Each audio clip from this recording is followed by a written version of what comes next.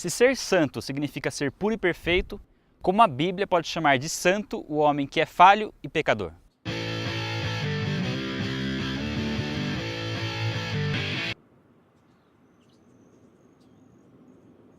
Saudações a todos, mais um vídeo do canal Vai na Bíblia e hoje vamos falar sobre santidade.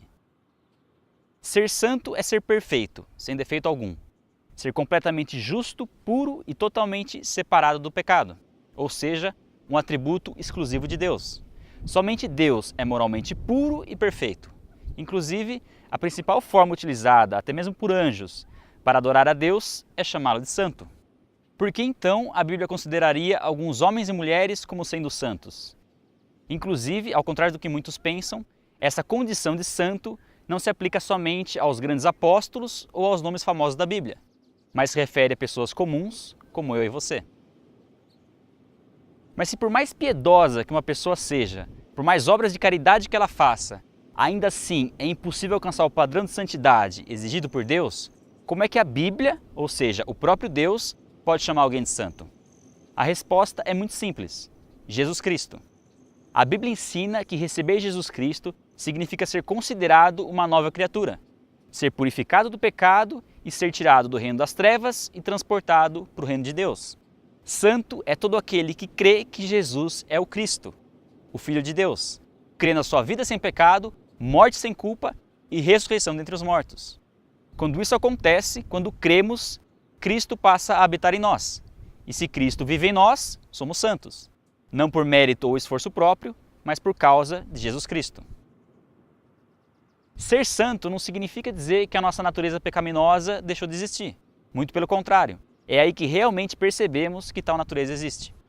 O que acontece agora é uma luta contra o pecado que habita em nós para vivermos de acordo com a vontade de Deus revelada na Bíblia, ou seja, andar em santidade. Ser santo é o que nos capacita a andar em santidade. Contudo, nós precisamos separar o que é santidade daquilo que só tem aparência de santidade. Assim como os fariseus na época de Jesus, ainda hoje muitas pessoas tentam demonstrar a sua santidade através das roupas que vestem, das músicas que ouvem, dos programas que assistem e dos lugares que frequentam ou deixam de frequentar. Porém, quem geralmente tenta demonstrar uma santidade através de usos e costumes, acaba se esquecendo de que a santidade ensinada pela Bíblia não é algo para ser exibido e muito menos feito para se receber elogios. É algo para ser vivido em nosso particular com Deus, algo interior que nem sempre ficará evidente a outras pessoas.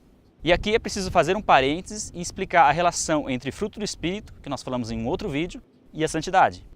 Desenvolver o fruto do Espírito, que é amor, alegria, paz, paciência, bondade, benignidade, fidelidade, mansidão e domínio próprio, é uma parte importante no desenvolvimento da santidade. E na maioria das vezes ficará evidente a outras pessoas. Porém, a parte essencial no processo de santificação está relacionada àquilo que fazemos quando ninguém está olhando. O único capaz de saber se de fato estamos andando em santidade é o próprio Deus. Afinal, somente Ele conhece os nossos pensamentos, as nossas intenções e as nossas motivações. Mas então, o que é andar em santidade? Andar em santidade é não se deixar dominar pela inveja, orgulho, cobiça, ganância, raiva, incredulidade, medo, preguiça, idolatria ou qualquer outro tipo de imoralidade e depravação, principalmente na área sexual, como libertinagem, promiscuidade, lascívia, fornicação e pornografia. Ninguém que viva na prática dessas coisas e goste disso pode dizer que é santo e muito menos salvo, por mais próspero que seja, por mais milagres que tenha realizado e por mais experiências sobrenaturais que tenha tido. Santidade é a separação e afastamento do mal em todos os aspectos, sejam das vontades da nossa carne, sejam dos valores do mundo. Mas como isso é possível? Como é possível lutar contra os nossos próprios desejos, controlar nossa mente e não pensar nesse tipo de coisa? Bom, primeiro de tudo é preciso entender que o que passa nas nossas mentes não é o problema. Nós não temos como impedir que certos pensamentos venham à nossa mente, seja por causa do nosso mau desejo, seja pela influência do diabo ou pela combinação das duas coisas. O grande problema está em não orar a respeito e permitir que tais pensamentos cresçam ao ponto de determinarem o nosso comportamento e as nossas ações. Mas se mesmo assim o pecado acontecer, deve haver arrependimento. É preciso confessar o pecado diante de Deus e também das pessoas envolvidas. Quando existe apenas remorso, não há perdão. E enquanto o pecado permanece oculto, não há cura. A consequência disso é que, aos poucos, se perca a sensibilidade para ouvir a voz do Espírito Santo, ficando muito mais difícil resistir aos desejos da carne e muito mais fácil se entregar aos prazeres do mundo. Por essa razão, é necessário obedecer e dar liberdade ao Espírito Santo, para que ele nos ensine, nos repreenda e nos corrija quando for necessário. Isso é o que vai desenvolver nossa intimidade com Deus e nos manter longe do pecado. A santidade é operada de forma gradual e progressiva pelo próprio Deus. É uma ação do Espírito Santo e não do homem.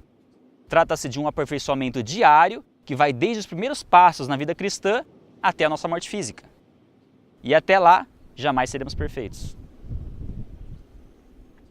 A verdade é que a Bíblia diz que se alguém tem prazer no pecado, que continue pecando. Mas se tem prazer no que é santo, por mais erros que cometa, que continue lutando contra o pecado e andando em santidade. Afinal, sem santidade, ninguém verá a Deus. Daí a importância em renovar nossas mentes com a palavra de Deus. Ler a Bíblia e meditar no que está escrito é a única forma de fazer com que os nossos pensamentos se voltem para as coisas do alto, para aquilo que é verdadeiro, puro e correto. Jesus Cristo deve governar nossas mentes, para que todo pensamento se torne obediente a Ele e que tanto o nosso querer quanto o nosso realizar sejam feitos de acordo com a sua boa, agradável e perfeita vontade.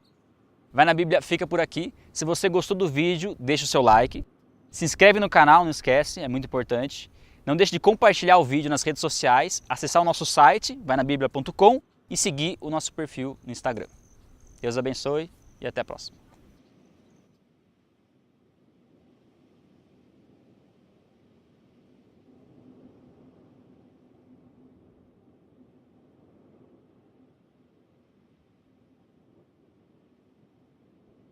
Eu vou gravar de novo essa parte, porque ventou bastante aí, não sei se vai ter vento.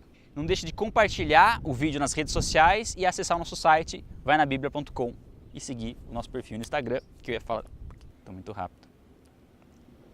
Bem, primeiro de tudo, bem não, é bom. Bom, não, agora o bom fica esquisito.